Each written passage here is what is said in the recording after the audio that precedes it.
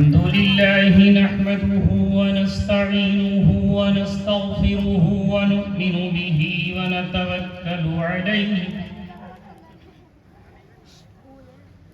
ونعوذ بالله من شرور أنفسنا ومن سيئات أعمالنا من يهده الله فلا مضل له ومن يضلله فلا هادي له ونشهد أن لا إله إلا الله وحده لا شريك له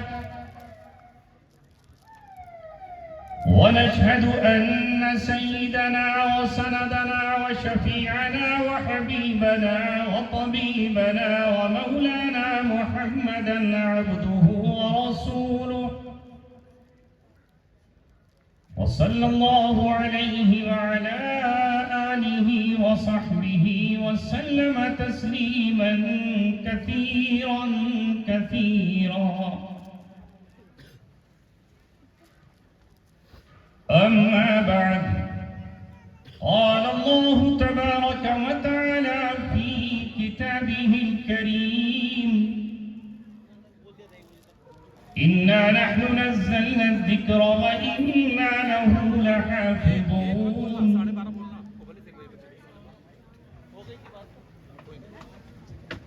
قال رسول الله صلى الله عليه وسلم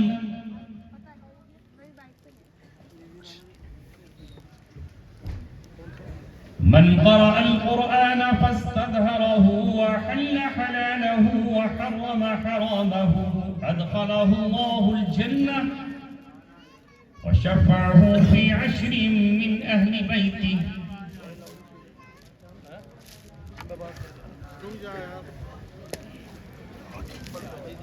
صدق الله مولانا العلي العظيم وصدق رسوله النبي الكريم.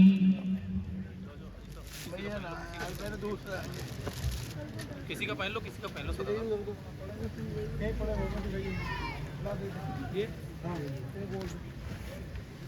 رسول مولائے کل جس نے غبار راہ کو بخشا فروغ وادی سینہ. نگاہ عشق و مستی میں وہی اول وہی آخر وہی قرآن وہی فرقان وہی یاسین وہی طٰہٰ کی محمد سے وفا تو نے تو ہم تیرے ہیں. یہ جہاں چیز ہے کیا لوح و قلم تیرے. رات کا بیشتر حصہ گزر کر تقریباً 12 بجنے کو وقت تو اس بات کی اجازت نہیں دیتا کہ کچھ کلام کیا جائے، لیکن آپ کی یہ محبت اللہ کی کتاب سے، اس کی کتاب پڑھنے والوں سے، علماء سے، اپنے نبی محمد صلی اللہ علیہ وسلم سے اس بات کا تقاضا کرتی ہے کہ کچھ نہ کچھ آپ کے سامنے بیان کیا جائے اور آپ کے سامنے کچھ کہہ کر پھر دعا کر دی جائے. انتظامیہ سے میری گزارش یہ ہے کہ وہ جو یہاں کی حکومتی انتظامیہ ہے اس سے بات کر لیں، ان سے پرمیشن لے لیں، ان سے اجازت لے لیں. اگر اجازت دیں تو پروگرام کو آگے بڑھائیں، اور اگر اجازت نہ ملے تو خواہ مخواہ بات کو نہ طول دیا جائے نہ دراز کیا جائے. راتیں بہت آئیں گی، بزمیں بہت سج جائیں گی، اور کسی بھی صورت سے اس ماحول کو تمہیں اٹھ کر دیکھنے کی کیا ضرورت ہے جب تمہارے صدر موجود ہیں، ذمہ دار موجود ہیں. تم ایسا ثبوت پیش کرو کہ تمہیں منظم، منتظم قوم کے فرد ہو۔ میں نے پہلے ہی کہا ہے کہ اگر حکومت اتراکھنڈ اور اس کی انتظامیہ، دہرادون کی انتظامیہ اجازت دے گی تو بات آگے بڑھے گی، اور اگر اجازت نہیں ملے گی تو آپ کو شور شرابے سے تھوڑی اجازت مل جائے گی۔ آپ اپنے کان، اپنے دل، اپنا دماغ، اپنی فکر اور اپنی سوچ کو ادھر متوجہ کیجئے کہ یہاں اس وقت آپ کو پیغام کیا دیا جا رہا ہے۔ میرے سامنے یہ پہلا منظر ہے جہاں تقریباً 22 یا 23 حافظ قرآن دائیں طرف ہیں، اور وہیں ان کے والدین بھی یہاں سامنے موجود ہیں۔ سر پر ان کے بھی دستار ہے اور سر پر ان کے بھی دستار فضیلت ہے۔ کتنی مرتبہ میں جلسوں میں جاتا ہوں، عمر اسی میں گزری ہے۔ ایک جا رہتے نہیں عاشق بدنام، کہیں دن کہیں رات، کہیں صبح کہیں شام۔ جہاں جاتے ہیں ہم تیرا فسانہ چھیڑ دیتے ہیں، کوئی محفل ہو تیرا رنگ محفل دیکھ لیتے ہیں۔ کبھی کبھی تو میں یہ ترستا کہ اس بچے کے باپ کا تو مجھے پتا چلنا چاہیے کہ یہ کس خوش نصیب باپ کا بیٹا ہے، مگر باپ پچھلی صف میں ہیں، کبھی پس منظر میں ہیں اور کبھی سامنے نہیں۔ لیکن آج الحمدللہ یہ خوبصورت منظر جہاں ہم نے اپنے ان ہاتھوں سے بچوں کے سر پر دستار فضیلت باندھی ہے، وہیں ہم نے ان کے ماں باپ کے بھی سر پر پگڑی باندھی ہے۔ اور اے ماں باپ، تم کتنے خوش نصیب ہو، اللہ تبارک و تعالیٰ نے تمہیں چنا ہے، منتخب کیا ہے۔ یہ تمہارا اپنا کمال نہیں ہے جا کر اپنے بچے کی پیشانی پر بوسہ دینا اور اس کے سینے پر شفقت کا ہاتھ رکھنا اور اس کی ماں کو سلام پیش کرنا۔ اس نے آپ کو ایسا بیٹا جن کر دیا، اس ماں نے ایسا قابل اور ایسا باصلاحیت بیٹا آپ کے ہاتھوں میں سپرد کیا ہے۔ اگر یہ بیٹا مکتب سے بھاگ جاتا، اگر یہ بیٹا مسجد سے رفو چکر ہو جاتا، اگر یہ قرآن سے الفت اور محبت نہیں کرتا اور اس کو وفا اگر یہ قرآن سے نہیں کرتا، تو تمہارا لاکھ زور، لاکھ کوشش اس بچے کو حافظ قرآن نہیں بنا سکتی تھی۔ وہ ماں باپ خوش نصیب ہیں جن کو اللہ تبارک و تعالیٰ نے ایسے بچے عطا کیے ہیں کہ جنہوں نے قرآن کریم کی 6666 آیتیں تجوریوں میں نہیں، بند تالوں میں نہیں، لوح میں نہیں، بلکہ اپنے خون سے اور اپنے لہو سے اور اپنی فکر سے اپنے دل اور دماغ میں محفوظ کر لی ہیں۔ ہم ان کو سلامی پیش کرنے کے لیے آج یہاں حاضر ہیں۔ ایک تو تاج یہ آج باندھا ہے، اور یاد رکھو ایک تاج آپ کے سر پر باندھا جائے گا انشاءاللہ جب روز قیامت حضرت آدم سے لے کر کے آخری انسان تک وہاں موجود ہوگا۔ نبی پاک صلی اللہ علیہ وسلم نے جو فرمایا وہ حق ہے، وہ سچ ہے، ہمارا اس پر ایمان ہے، یقین ہے۔ زمین اپنا رخ بدل سکتی ہے، آسمان ٹوٹ کر ٹکڑے ہو سکتا ہے، برف پگھل کر جوالا مکھی بن سکتی ہے، سمندر آگ میں تبدیل ہو سکتا ہے، مگر سرور دو عالم صلی اللہ علیہ وسلم نے جو کہا ہے وہ ویسا ہی ہوگا اور ہو کر کے رہے گا۔ البسا والداہ تاج یوم القیامہ، البسا والداہ تاج یوم القیامہ۔ مر ان حافظ قرآن کے والد کے سر پر قیامت میں فرشتوں کے ہاتھوں ایک ایسا تاج باندھا جائے گا، ضوءہ احسن من ضوء الشمس، جس کی روشنی اس دنیا کے سورج سے لاکھوں گنا، کروڑوں گنا افضل اور برتر۔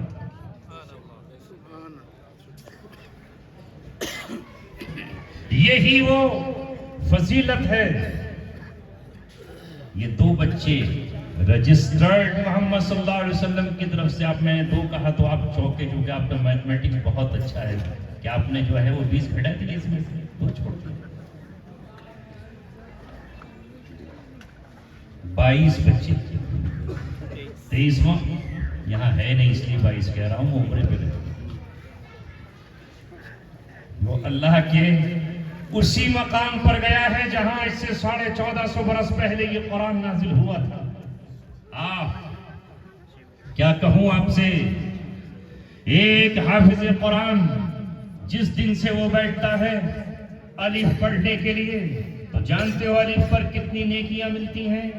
ابھی ہم نے تو 100 دیے، 500 دیے، 200 دیے اور سمجھ لیا کہ بہت دیے، ہے نا؟ نبی کریم صلی اللہ علیہ وسلم نے فرمایا من قرأ حرفا من کتاب اللہ فلہ حسنۃ والحسنۃ بعشر امثالها۔ آپ نے فرمایا کہ جس نے اللہ کی کتاب کا ایک حرف پڑھا اس کے لیے ایک نیکی لکھی جائے گی۔ آپ کہیں گے اب تک تو ہم 10 سنتے تھے، آپ نے پھر گھٹا دیا، کیا مائنس کا زیادہ شوق ہے آپ کو؟ لیکن آپ جانیے مائنس مائنس پلس ہو جاتا ہے، مائنس مائنس پلس ہو جاتا ہے۔ میں پھر پلس کرتا ہوں اس کو، ایک کے 10 تو ملنا ہے، اس لیے کہ اللہ تبارک و تعالیٰ نے جب شب معراج 45 نمازیں گھٹائیں اور 5 نمازیں باقی رکھیں، تو اللہ نے کہا کہ ہم نے اس امت کے لیے 50 نمازیں رکھی تھی، لیکن اے سرور دو عالم تمہاری سفارش کو ہم کیسے رد کر سکتے تھے؟ آپ کی سفارش نہ آج رد کر سکتے ہیں، نہ ہم قیامت میں آپ کی سفارش کو رد کریں گے، ہم تو آپ کی سفارش مانتے چلے جائیں گے۔ وَلَسَوْفَ يُعْطِيكَ رَبُّكَ فَتَرْضَىٰ، اے محبوب آپ کا رب آپ کو اتنا دے گا کہ آپ راضی ہو جائیں گے۔ تو جب ہم نے 5 نمازیں لکھی ہیں 50، تو پھر ہمیں اس کو ملٹی پلائی کرنا پڑے گا، 5 کو 10 سے 10 گنا ثواب نمازوں کا ملے گا۔ اے مسلمانوں، آپ 5 نماز پڑھو، 50 کا ثواب ملے گا، لیکن یہ نماز ہی کے لیے نہیں رہا، بلکہ اللہ تعالیٰ نے کہا ہے محبوبم تیری امت کا ایک بھی صدقہ 10 گنا، ایک نیکی 10 گنا ہم نے بڑھا دی ہے۔ والحسنۃ بعشر امثالها، ہر نیکی 10 گنا بڑھا کر دی جائے گی۔ تو قرآن کا اگر کوئی ایک حرف پڑھتا ہے تو اس پر اس کو 10 نیکیاں ملیں گی۔ اور آپ نے فرمایا میں یہ نہیں کہتا کہ الف لام میم ایک حرف ہے، بل الف حرف ولام حرف ومیم حرف، الف الگ حرف ہے، لام الگ حرف ہے اور میم الگ حرف ہے۔ جب آپ نے پڑھا الف، کتنی نیکیاں ہوئیں؟ 30 بھائی، ادھر والوں نے شاید نہیں پڑھی میتھمیٹکس، اس لیے دینی تعلیم کے ساتھ بچوں کو عصری تعلیم بھی پڑھاؤ تاکہ کسی میدان میں پیچھے نہ ہو، ورنہ شرمندگی کا احساس ہو۔ الف بھی ہو گئے نا، پہلا الف پھر لام پھر فا۔ اسی طرح اگر میم پڑھا تو اس پر بھی 30 نیکیاں، میم یا میم تب بنے گا میم۔ تو اب اگر اندازہ لگائیے کہ ایک بچہ جس دن سے قرآن پڑھنے کے لیے بیٹھتا ہے اس دن سے وہ نیکیوں کا خزانہ اپنے دامن میں سمیٹ رہا ہے، اپنے آخرت کے بینک میں ڈال رہا ہے اور اپنے والدین کے اکاؤنٹ میں ڈال رہا ہے، جنہوں نے اس کو پیسے دیے ان کے حصے میں رکھ رہا ہے۔ میں عرض کرتا ہوں کہ محض یہ یہی نہیں پڑھے گا، جب یہ رمضان میں پڑھے گا تو ثواب 70 گنا بڑھ جائے گا، اور جب یہی بچہ ایسے جائے گا جیسے وہ بچہ عمرے کے لیے گیا ہے تو خانہ کعبہ میں ایک قرآن پڑھے گا تو 1 لاکھ کا ثواب ملے گا، اللہ تبارک و تعالیٰ اسے 1 لاکھ دے گا۔ یہ آپ نے ایسی فیکٹری قائم کر لی ہے، یہ آپ نے ایسا ادارہ قائم کر لیا ہے، تاج زندگی اس کا ثواب پہنچتا رہے گا، پھر یہ کسی کو حافظ بنائے گا اس کا ثواب پہنچتا رہے گا، وہ دوسرے کو حافظ بنائے گا اس کا ثواب پہنچتا رہے گا۔ اسی قرآن کے حوالے سے عرض کر رہا ہوں، اللہ تبارک و تعالیٰ نے کہا وَنَكْتُبُ مَا قَدَّمُوا وَآثَارَهُمْ، اور ہم لکھ رہے ہیں جو تم آگے بھیج رہے ہو وہ بھی، اور جو تم پیچھے بھیج رہے ہو چھوڑ رہے ہو وہ بھی ہم لکھ رہے ہیں۔ جب قیامت میں اٹھایا جائے گا کسی ایک انسان کو تو وہ اپنے پیچھے جو نقوش چھوڑ کر گیا ہے، اگر وہ خیر چھوڑ کر گیا ہے تو خیر اس کے نام اعمال میں ہوگی، اور اگر وہ برائی چھوڑ کر گیا ہے تو برائی اس کے نام اعمال میں ہوگی۔ مسئلہ موت پہ ختم نہیں ہوتا، یہ قیامت تک جاری رہے گا۔ تو وہ تاج پہنایا جائے گا، اے والدین آپ کو تاج پہنایا جائے گا، اس میں نہ جانے کون سا ہیرا ہوگا اور کیا زمرد ہوگا، اور جس کی روشنی آسمان کے سورج سے کہیں زیادہ روشن ہوگی. آج تو یہ ہم سے لاکھوں کروڑوں میل دور ہے. اللہ کے رسول فرماتے ہیں کاش یہ سورج تمہارے گھروں میں ہو.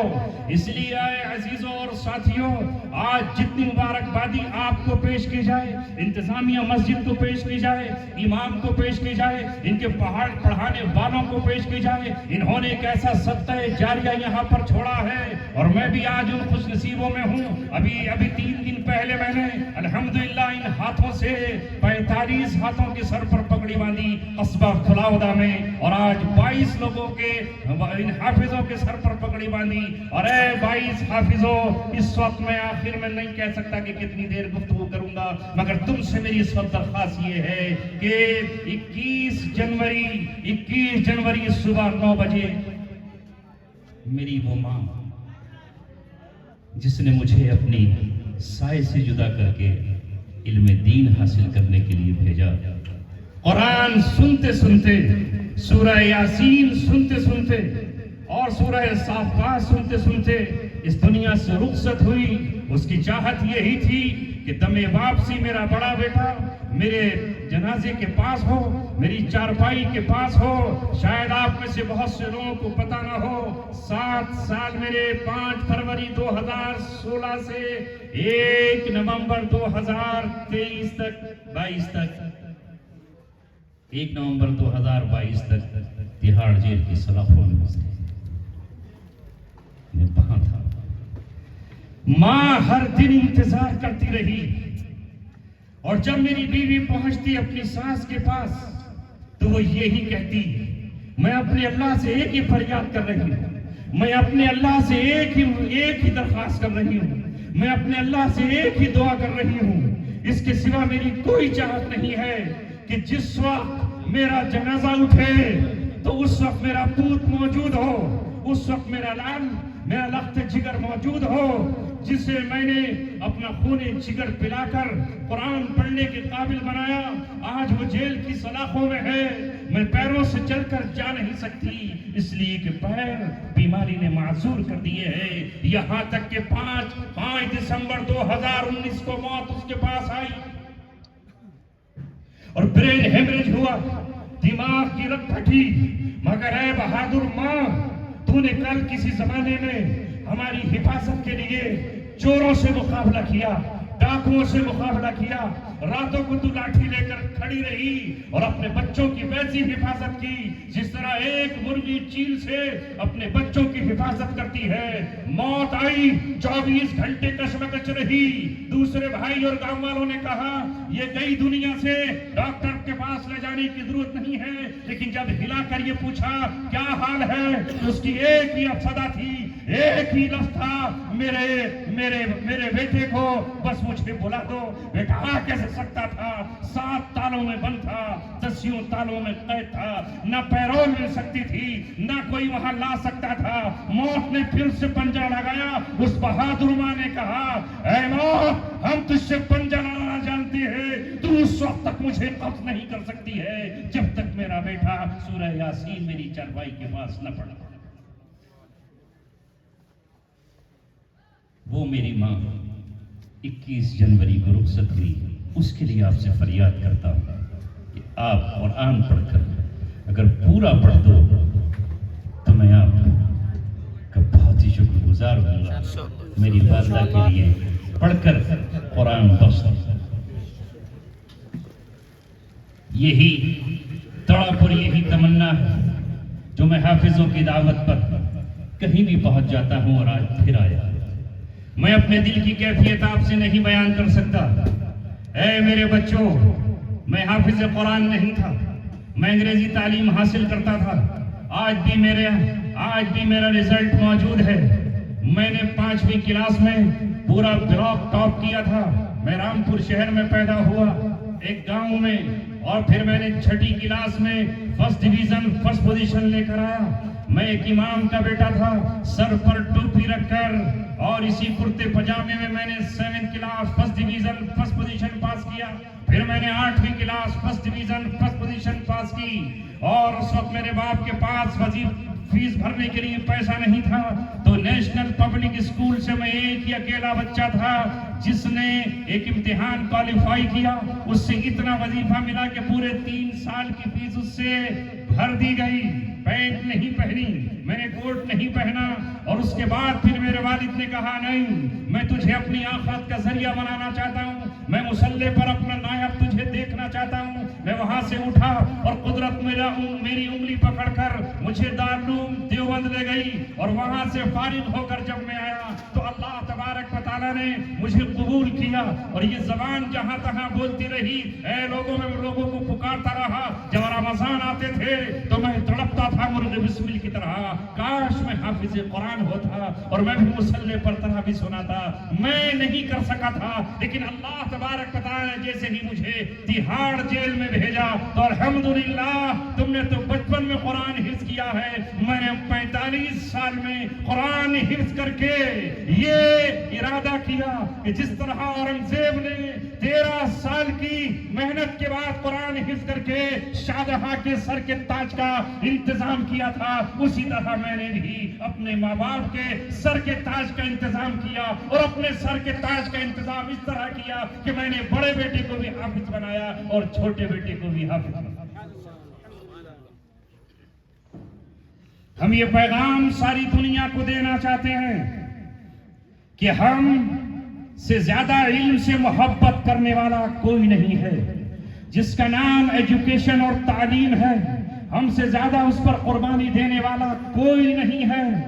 آج بھی مکتب ہوں یا مدرسے ہوں، مسجدوں میں چلنے والے ہمارے انسٹیٹیوٹ ہوں، ہم نہ حکومت سے فریاد کرتے ہیں، اور ہم نہ کسی کی طرف للچائی ہوئی نظروں سے دیکھتے ہیں، نہ ہم اس نظام کو اپنی سود پر رکھتے ہیں، بلکہ ہم تو اپنے بڑوں کے نقش قدم پر چلتے ہوئے جس ذات پر قرآن اترا اس ذات کو آئیڈیل و نمونہ بناتے ہوئے اپنا مشن لیے ہوئے ہیں. اندھیرا جیسے ہی ہوتا ہے ہم چراغ جلانے کی کوشش کرتے ہیں، جیسے ہی اندھیرا ہوتا ہے ہم آسمان کے ستاروں کی طرح چمکنے کی کوشش کرتے ہیں، اور جیسے ہی رات آتی ہے تو ہم جگنو کی طرح خود بخود چمک جاتے ہیں. اس لیے کہ اگر ہم نے ایک بچے کو تعلیم یافتہ بنا دیا تو یوں سمجھیے کہ اس محلے اس بستی کے لیے ہم نے ایک سورج اگا دیا،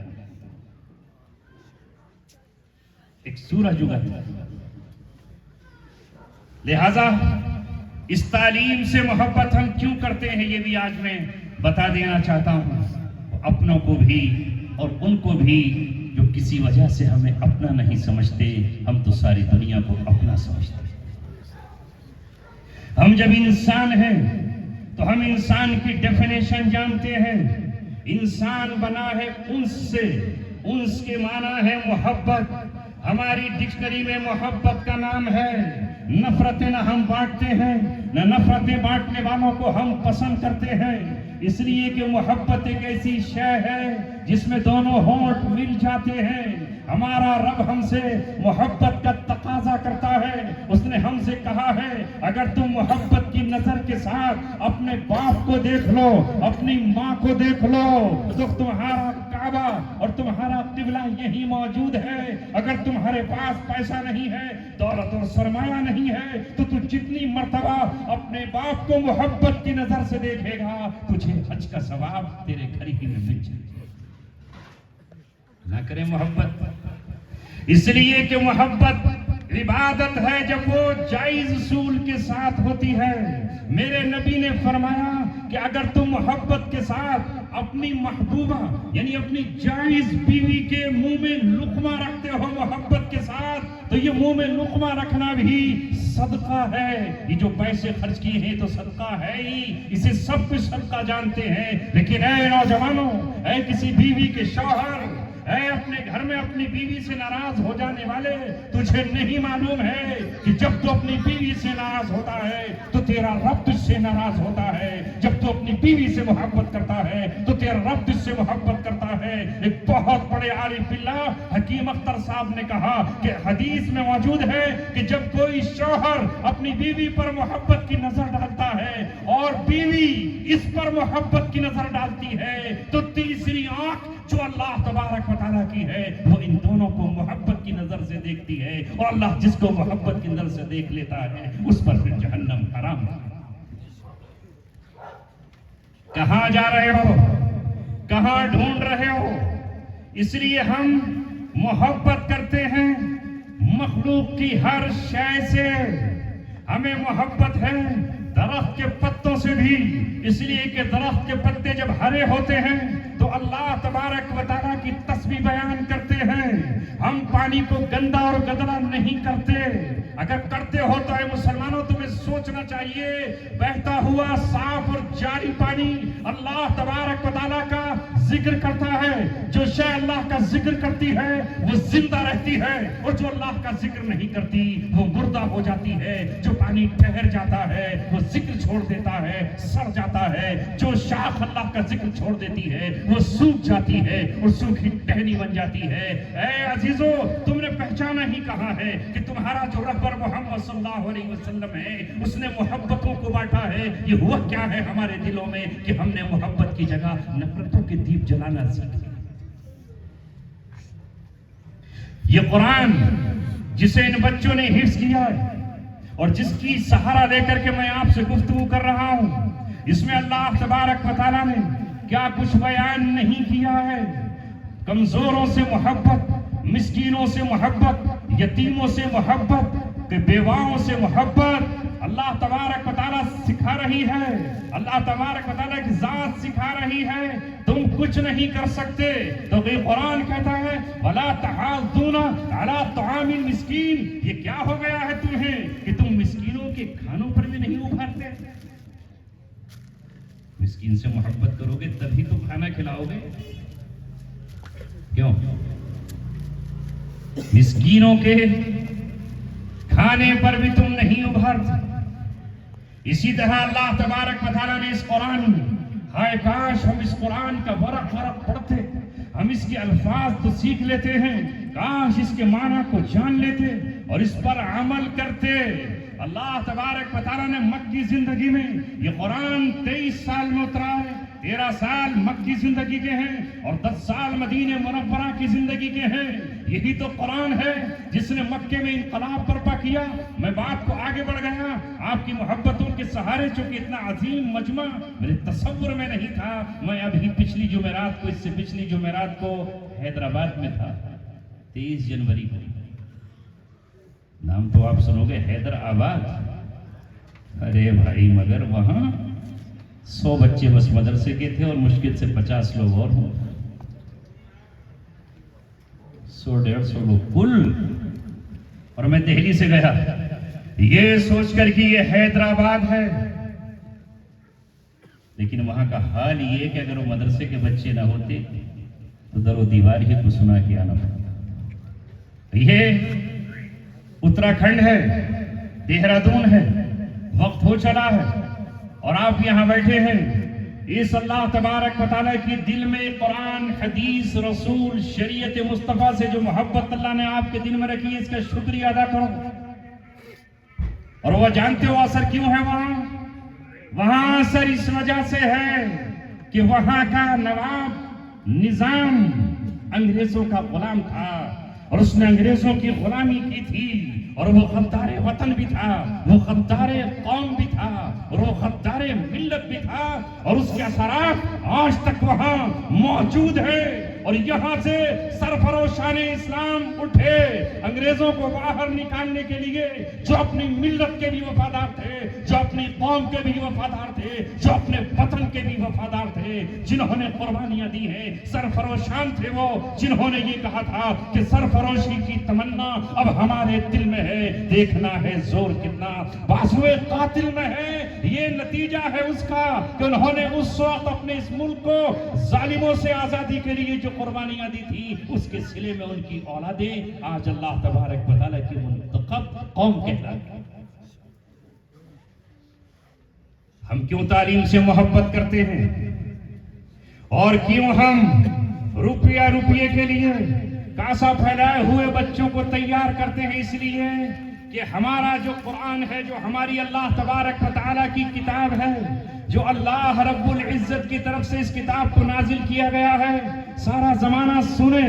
اور اے نوجوانوں تم سنو، اے مسلمان بیٹیوں تم سنو، اے مسلمانوں کے فرزندوں تم سنو، تمہیں ایجوکیشن میں اور تعلیم میں سب سے آگے اس لیے ہونا چاہیے کہ اللہ تبارک و تعالیٰ کی طرف سے جو سب سے پہلی وحی آئی، جو قرآن کا پہلا حرف آیا، جو پہلا ورڈ آیا، جو پہلا لفظ آیا، جسے پڑھ کر محمد صلی اللہ علیہ وسلم خاتم النبیین بن گئے، جن 5 آیتوں کے ذریعے آپ پر رسالت کا تاج سجایا گیا، جو آپ پوری دنیا کے مقتدی بن گئے، وہ حکم سب کی موجودگی میں کہہ رہا ہوں، احساس دلانے کے لیے کہتا ہوں کہ آج ہم نے اپنے بچوں کو ان پڑھ کیوں بنایا ہے؟ ہمارے ہر بچے کے ہاتھ میں قلم ہوتا، ہماری ہر بچی کے ہاتھ میں پینسل ہوتی، ہماری ہر بچی سینے سے کتاب اور کاپی کو لگائے ہوئے ہوتی، اس لیے کہ اللہ تبارک و تعالیٰ کی طرف سے 600 سال کے بعد 610 عیسوی میں عیسیٰ علیہ السلام کے آسمان پر اٹھائے جانے کے بعد جو آسمان سے سب سے پہلا حرف آیا، جس سے انسان کا رشتہ رحمان سے جڑا، جس سے زمین کا رشتہ آسمان سے جڑا، جس میں فرش کا رشتہ عرش سے جڑا، جو اللہ تبارک و تعالیٰ نے پہلا پیغام بھیجا ہے، وہ پہلا پیغام کلو وشربو، کھاؤ اور پیو کا نہیں ہے، وہ پہلا پیغام کپڑے پہننے کا نہیں ہے، وہ پہلا پیغام وضو کا نہیں ہے، وہ پہلا پیغام روزے کا نہیں ہے، وہ پہلا پیغام بیت اللہ کے حج کا نہیں ہے، وہ پہلا پیغام خانہ کعبہ کے طواف کا نہیں ہے، وہ پہلا پیغام روپیہ خرچ کرنے کا نہیں ہے، وہ پہلا پیغام ہے اقرا بسم ربک الذی خلق، پڑھیے اپنے رب کے نام سے جس نے انسان کو پیدا کیا، پڑھیے، چونکہ وہ ماحول پڑھے لکھوں کا نہیں ہے۔ ابھی حکم نماز کا نہیں آیا، ابھی حکم کوئی اور نہیں آیا، پردے کا حکم نہیں آیا، شراب کا حکم نہیں آیا، حرمت کا، ابھی قربانی کا حکم نہیں آیا، کیا حکم ہے؟ پڑھیے۔ تو آج وقت کی قلت، وقت کو ضائع مت کیا کرو، وقت بہت قیمتی چیز ہے، جب وقت گزر جاتا ہے تو یہ پیچھے چھوڑ کر چلا جاتا ہے، یہ پھر واپس نہیں آتا۔ اس لیے جب بھی کبھی جلسہ کرو، منظم ہو، مرتب ہو، ترتیب کے ساتھ ہو، تاکہ جس کو آپ نے بلایا ہے وہ اپنا اظہار دل کا بھی کر سکے۔ 12:30 تک ہی کا وقت ہے اور شاید میری گھڑی تھوڑی سی آگے رہتی ہے کیونکہ مجھے آگے چلنے کا شوق ہے، اس لیے گھڑی کو پیچھے نہیں رکھتا، ہو سکتا ہے 2-3 منٹ باقی۔ اس لیے بس یہی پیغام سن لیجیے، بس میں تو آپ سے یہی کہوں گا، میری اجڑی ہوئی شاموں کی قسم ہے تم کو، میری اجڑی ہوئی شاموں کی قسم ہے تم کو، جب کوئی بزم سجانا تو خبر کر، نہ تڑپنے کی اجازت، نہ فریاد کی، گھٹ کے مر جاؤں یہی مرضی میرے صیاد کی، اور میں حقیقتاً صیاد کے پنجرے میں رہا ہوں۔ آپ نے پنجرے میں طوطوں کو دیکھا ہے، آپ نے پنجرے میں پنچھیوں کو دیکھا ہے، وہ اس کی تیلیوں سے منہ نکال کر فریادیں کرتا ہے، کاش ہو جائے۔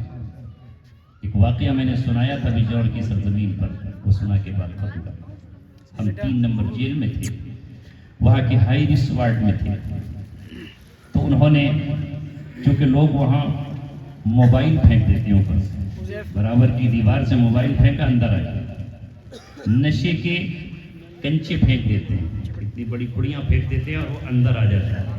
ایسے بھی بڑے چالاک ہوتے ہیں، اگر انتظامیہ چالاک ہے تو وہ ان سے آگے ہوتے ہیں۔ تو انتظامیہ نے یہ کیا کہ اوپر جال لگا دیا تاکہ اوپر سے کوئی پھینکے تو جال پر اٹک جائے۔ اس جال میں کہیں سے وہ جال پھٹا اور سوراخ رہ گیا کسی ایک جگہ سے، وہاں ایک چھوٹا سا پرندہ اس جال کے اندر آ گیا اور اسے اندر سے باہر جانے کا راستہ نہیں، وہ اندر پھڑپڑا رہا، ہم سب اس کا منظر دیکھ رہے ہیں، یہ باہر کیسے نکلے، ادھر اڑے پھر پھنس جائے، ادھر اڑے پھر پھنس جائے۔ اس کو نکالنے کے لیے اس کا ہم سفر، اگر یہ بیوی تھی تو وہ شوہر، شوہر تھا تو بیوی، اس نے باہر سے بولنا شروع کیا، راستہ اس کو بتانا چاہا، ادھر سے نکل آؤ، مگر اسے راستہ سوجھ ہی نہیں رہا، چونکہ تو گھبرا گیا کہ میں اندر پھنس گیا، اور یہ جو لوگ نیچے ہیں کہیں ایسا نہ ہو کہ یہ مجھے سیخ کا کباب بنا کر کے کھا جائے، حالانکہ وہاں اس کی پرمیشن نہیں ہے۔ کافی دیر وہ پھڑپڑاتا رہا، پھر وہ اس کا شریک حیات، شریک سفر اسی سوراخ سے اندر داخل ہوا جہاں سے وہ داخل ہوا تھا، اور دوسرے سوراخ سے اس نے اڑنا شروع کیا، اور اڑ کر کے اسے پھر کہا ادھر سے آ، تجھے راستہ نظر نہیں آ رہا نکلنے کا، اور پھر وہ دونوں واپس نکلے۔ اس وقت مجھے اپنی جیون ساتھی شریک حیات اہلیہ کی یاد آئی کہ جس دن سے میں سلاخوں میں گیا اس دن سے وہ مجھے نکالنے کے لیے نہ جانے کس کس کے دروازوں پر گئی، کبھی وکیل کے چکر لگائے اور کبھی جج کے پاس گئی، کبھی کسی تنظیم کے سربراہوں کے پاس گئی۔ ہاں، وہ عورت جس کے ہاتھوں کو کبھی کسی نے نہیں دیکھا، سر پہ دوپٹہ ڈال کر کبھی میری ملاقات پر آئی اور کبھی اپنے بچوں کو تھاما اور کبھی میری ماں کی جا کر کے مدد کی۔ اے لوگوں، اس وقت پتہ چلا کہ اللہ تبارک و تعالیٰ نے عورت کو کتنا اونچا درجہ اس لیے دیا ہے، شریک سفر کس کو بنایا ہے کہ کن حالات میں جا کر کے دن دن بھر لائن میں لگے رہنا۔ اور ہم نے کہا کہ کیوں آئی ہو؟ کہا بس مجھے یہ خیال آ گیا کہ آپ کے پیر میں کہیں موزے جو تھے وہ پرانے نہ ہو گئے ہوں، یہ نئے موزے خرید کر کے لے کر آئے۔ میں اپنے بچوں سے یہ کہنا چاہوں گا اور نوجوانوں سے، مثبت اور پازیٹیو اپنی ملت اور انسانیت کے لیے کام کرو اس قرآن کی روشنی۔ یہ قرآن ہدی للناس، یہ قرآن پوری انسانیت کے لیے ہے۔ دائرے کو تنگ مت کرو۔ تمہارے دروازے پر اگر کوئی بھی مذہب کا آدمی آئے اور اس کا دامن اور ہاتھ پھیل جائے تو تم اس نبی کے ماننے والے ہو جس نے اپنا کرتا اپنے دشمن عبداللہ بن ابی کو دے دیا ہے اور اس کے بیٹے کی درخواست پر نماز جنازہ پڑھائی ہے اور اسے اپنے ہاتھوں سے غسل دیا ہے، اپنے ہاتھوں سے کفن دیا ہے اور یہاں تک کہ اس کے لیے مغفرت کی دعا بھی کی ہے۔ تم اس نبی کے ماننے والے ہو جس نے فتح مکہ پر سب کو معاف کر دیا ہے، ہندا کو معاف کیا جس نے چچا کا کلیجہ چبایا، اور ابو سفیان کو معاف کیا جو کئی مرتبہ آپ پر چڑھائی کر کے گئے، اور محمد صلی اللہ علیہ وسلم اس وحشی کو معاف کر دیا جس نے نیزہ چچا کے سینے میں اور ناف میں اتار دیا تھا۔ لہذا ہم انتقام کے بجائے عفو درگزر کرنے والے ہوں۔ ہم نفرت جہاں لکھی ہوئی ہے وہاں محبت لکھ دیں، اور جہاں انتقام لکھا ہے وہاں عفو درگزر لکھے۔ ہم عمل سے بتا دیں کہ ہم محمد صلی اللہ علیہ وسلم کے غلام ہیں، مال لٹانے والے ہوں، پیسہ خرچ کرنے والے ہوں۔ اور ایک چیز جو بہت نقصان دہ ہے وہ یہ نوجوانوں کہ یہ جو نیٹ سے بہت سے بچے گمراہ ہوئے، اس سے اپنے آپ کو بچانا۔ میں نے 7 سال وہاں ایسے بچوں کو، ایسے لڑکوں کو دیکھا کہ جو محض نیٹ کے ذریعے نہ جانے کس کس کے چنگل میں آ گئے، کسی ہینڈلر کے ہاتھوں میں کھیلنے لگے اور بالآخر وہ جیل کی سلاخ ہو۔ کوئی آپ سے کہے گا میں خراسان سے بات کر رہا ہوں، کوئی کہے گا میں افغانستان سے بات کر رہا ہوں، کوئی کہے گا میں ایران سے یا شام سے بات کر رہا ہوں۔ نہیں، ہمارا گھر یہاں ہے، ہمارا وطن یہاں ہے، ہمارے ماں باپ یہاں ہیں، دوست و احباب یہاں ہیں، ان سے زیادہ عزیز تمہیں کوئی نہیں ہو سکتا۔ استعمال موبائل کا ہو صرف جائز ضرورت کے لیے، اننون کسی نہ جاننے والے سے نہ کبھی دوستی کرنا، نہ اس سے چیٹنگ کرنا۔ جذباتیت اپنی جگہ، ہوش و خرد اپنی جگہ، آپ اپنے ماں باپ کی آنکھوں کا نور ہیں، ان کے دل کا سرور ہے، ان کے کلیجے ہیں، وہ تمہیں جیسے چلائیں ویسے چلو، وہ جو پڑھائیں وہ پڑھو، ہر بات اپنے باپ سے شیئر کرو، اپنی ماں سے شیئر کرو، ان سے زیادہ تمہارا حبیب، تمہارا رفیق، تمہارا دوست ہوئے زمین پر نہ کسی نے پیدا کیا ہے نہ ہو سکتا ہے۔ انہی الفاظ کے ساتھ اپنی بات ختم کرتا ہوں، وقت ہوتا تو کچھ اور کہتا، وما علینا الا البلاغ۔